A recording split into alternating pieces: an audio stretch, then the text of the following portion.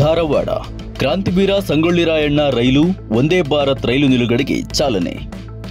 ಕ್ರಾಂತಿವೀರ ಸಂಗೊಳ್ಳಿ ರಾಯಣ್ಣ ಬೆಂಗಳೂರು ವಂದೇ ಭಾರತ್ ರೈಲು ನಿಲುಗಡೆಗೆ ಹಾವೇರಿಯಲ್ಲಿಂದು ರೈಲ್ವೆ ಖಾತೆ ಸಚಿವ ವಿ ಸೋಮಣ್ಣ ಹಸಿರು ನಿಶಾನೆ ತೋರಿದರು.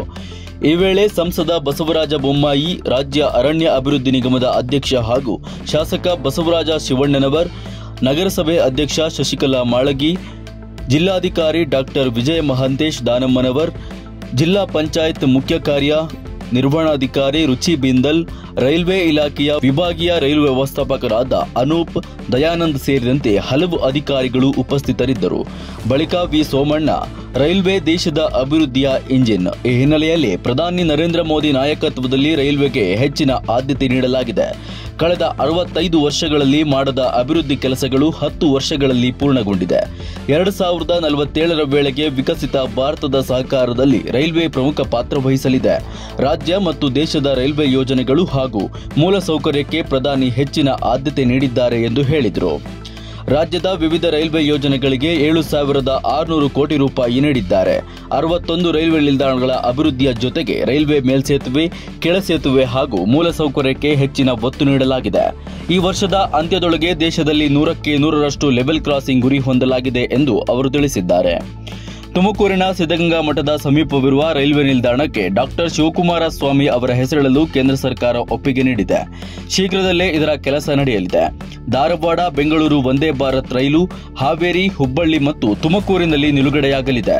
ರಾಜ್ಯದ ರೈಲ್ವೆ ಯೋಜನೆಗಳಿಗೆ ಹೆಚ್ಚಿನ ಆದ್ಯತೆ ನೀಡಲಾಗುವುದು ಎಂದು ಅವರು 2028ರ ವೇಳೆಗೆ ದೇಶದ ಎಲ್ಲಾ ಗ್ರಾಮಗಳಿಗೆ ಶುದ್ಧ ಕುಡಿಯುವ ನೀರು ಪೂರೈಕೆ ಮಾಡುವ ಗುರಿ ಹೊಂದಲಾಗಿದೆ ಎಂದರು.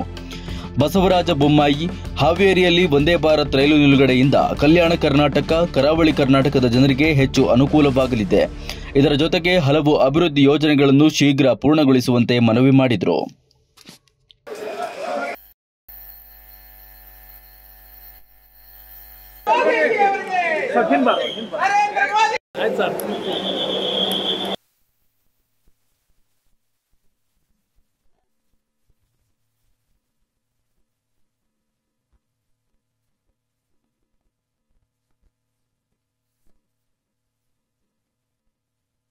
ನಿಮ್ಮ ಸೋಮಣ್ಣ ನಿಮ್ಮ ಜೊತೆ ಯಾವತ್ತೂ ಕೂಡ ಇರ್ತಾರೆ.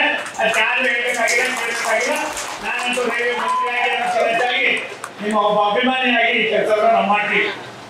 ನಾನು ಭಾರಿ ಆನಂದ ಆಗಿದ್ದು, ಯಾರ ನಾಯಕತ್ವದಲ್ಲಿ ನಾನು ಮಂತ್ರಿಯಾಗಿ ಇನ್ಫ್ರಾಸ್ಟ್ರಕ್ಚರ್ ಮಂತ್ರಿಯಾಗಿ ಕೆಲಸ ಮಾಡಿದೋ ಅವರೇ ಇವತ್ತು ತಂದು ನನ್ನನ್ನ ಇಂಥದ್ದು ಮಾಡು ಅಂಥದ್ದು ಮಾಡು ಅಂತ ಹೇಳ್ತಾರೆ. ಅಂದ್ರೆ ಇದಕ್ಕಿಂತ ದೊಡ್ಡ ವಿದ್ಯಾ ಆಟ ಬೇರೊಂದು ಇಲ್ಲ. ನೀವೇನೇನು ಸೂಚನೆ ಕೊಡ್ತಾರೆ ಎಲ್ಲವನ್ನು ಕೂಡ ಮಾಡ್ತೀವಿ.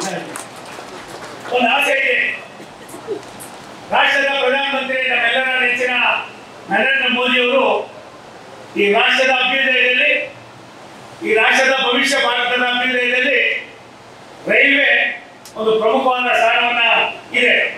ಆ ರೈಲ್ವೆ ಇಲಾಖೆಯನ್ನ ಒಂದು ರೀತಿ ದೇಶದ ಅಭ್ಯುದಯದ ಸೂಚಕ ಅನ್ನೋ ಮಾತನ್ನ ಅನೇಕ ಸಂದರ್ಭದಲ್ಲಿ ನಮ್ಮ ರಾಷ್ಟ್ರದ ಪ್ರಧಾನಮಂತ್ರಿಗಳು ಹೇಳ್ತಾ ಇದ್ದಾರೆ.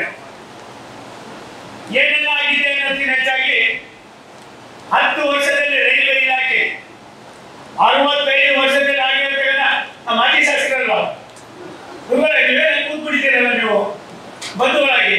ನಾನು ನೋಡ್ತಾ ಇದ್ದೀನಿ, ಇವಾಗ ನೋಡ್ತಾ ಇದ್ದೀನಿ.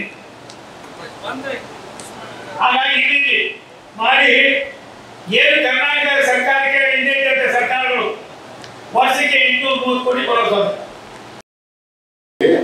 ಅದನ್ನ ನಾನು ಸ್ಟೇಟ್ ಗೌರ್ಮೆಂಟ್ ನಿಂದ ಈ ವಾರದಲ್ಲಿ ಎಲ್ಲ ಅಪ್ರೂವ್ ಮಾಡಿ CWC ಕಳಿಸ್ತಾ ಇದ್ದೀನಿ. ತಮ್ಮ ಗಮನಕ್ಕೂ ಕೂಡ ತಂದಿದ್ದೇನೆ. ಪ್ರಧಾನಮಂತ್ರಿ ಕಿಸಾನ್ ಸಿಂಚಾಯಿ ಯೋಜನೆಯಲ್ಲಿ ಹಾವೇರಿ ಜಿಲ್ಲೆಗೆ ಸುಮಾರು 60 ಕೋಟಿ, ಗದಗ ಜಿಲ್ಲೆಗೆ ಒಂದು 40 ಕೋಟಿ ಯೋಜನೆಯನ್ನು ನಾವು 3 ಕೋಟಿ ಯೋಜನೆಯನ್ನು ಕಳಿಸ್ತಾ ಇದ್ದೇವೆ. ದಯವಿಟ್ಟು ಅದನ್ನ ಅನುಮೋದನೆಯನ್ನ ಕೊಡಬೇಕು ಅಂತ ಕಳಕಳಿ ವಿನಂತಿ ಮಾಡಿ ಟ್ರೈನ್ ಬರೋ ಟೈಮ್ ಆಗಿದೆ. ಸೋಮವಾರ ಮಾತಾಡೋಕ್ಕೆ ಅವಕಾಶ ಕೊಡ್ತೇನೆ. ಪೂರ್ತಿ ಸುದ್ದಿ ಅಥವಾ ಸ್ಪೆಷಲ್ ವಿಡಿಯೋಗಳನ್ನ ನೋಡಲು ಹಿಂದೆ ನಮ್ಮ ಕನ್ನಡ ಜನಶ್ರೀ ಯೂಟ್ಯೂಬ್ ಚಾನೆಲ್ ಅನ್ನ ನೋಡಿ, ಜೊತೆಗೆ ಲೈಕ್, ಶೇರ್, ಸಬ್ಸ್ಕ್ರೈಬ್ ಮಾಡುವುದರ ಮೂಲಕ ನಮ್ಮನ್ನ ಪ್ರೋತ್ಸಾಹಿಸಿ.